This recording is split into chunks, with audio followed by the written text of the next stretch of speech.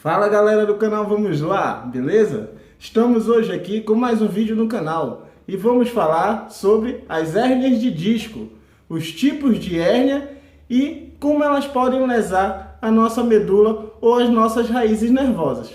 Então, vamos lá!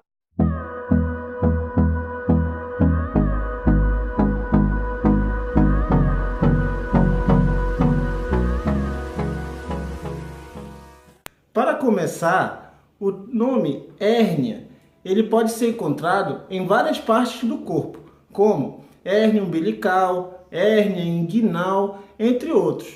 O termo hérnia, ele significa que houve um abaulamento, ou seja, aquela estrutura que tinha determinada forma ficou alterada. Outra coisa que temos que entender melhor é sobre a vértebra da coluna e o disco. Se pegarmos uma imagem da vértebra, nós podemos observar a estrutura óssea da vértebra, a medula, o canal medular e o disco. Se tirarmos o disco, podemos observar o corpo da vértebra. Então, o disco fica posicionado entre os corpos vertebrais. A importância de ter o disco é porque ele atua no amortecimento do impacto e mantém a estabilidade das vértebras, proporcionando uma boa conexão entre os ossos. Outra coisa importante de falar é que os discos eles foram feitos para amortecer cargas axiais, de cima para baixo, crânio caudal, e não cargas de torção, cargas como chamamos de cargas de cisalhamento. Então, geralmente essas cargas de torções que rompem as estruturas do disco.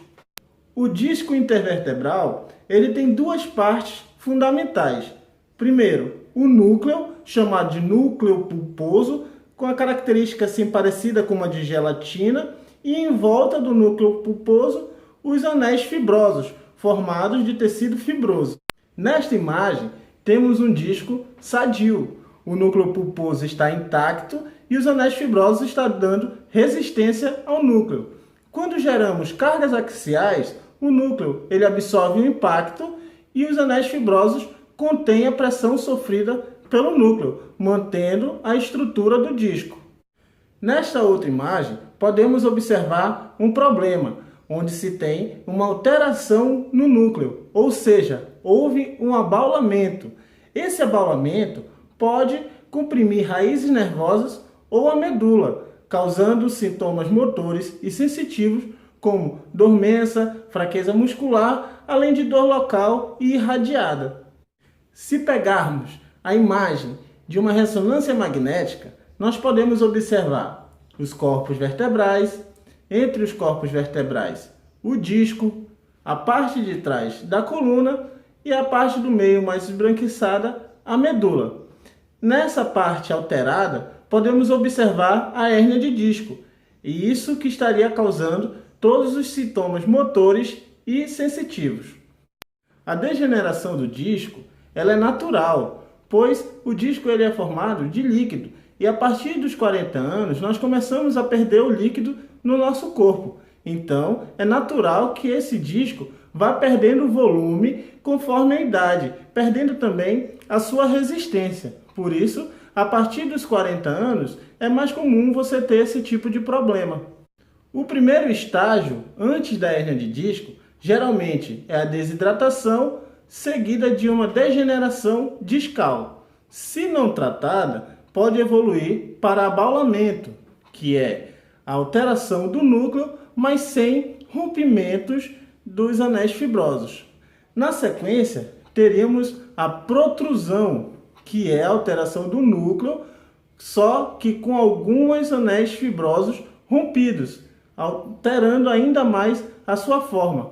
Neste caso, já há contato do disco com raízes nervosas ou medula, podendo assim aumentar os sintomas clínicos.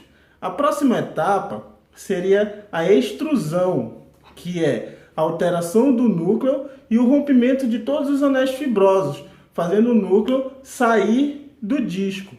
Na sequência, teríamos o sequestro, que é a extrusão do núcleo e o rompimento, onde chamamos de sequestro porque o núcleo está separado. Então, estas seriam todas as etapas da lesão que podemos ter na hérnia de disco. O diagnóstico ele pode ser feito através da observação dos sintomas, do exame físico e dos exames de imagens, como tomografia e ressonância magnética, que serve para observar a qualidade do disco, a sua espessura, a localização da hérnia e o tipo dela. Para o tratamento, é necessário saber exatamente a localização da hérnia e o seu tipo.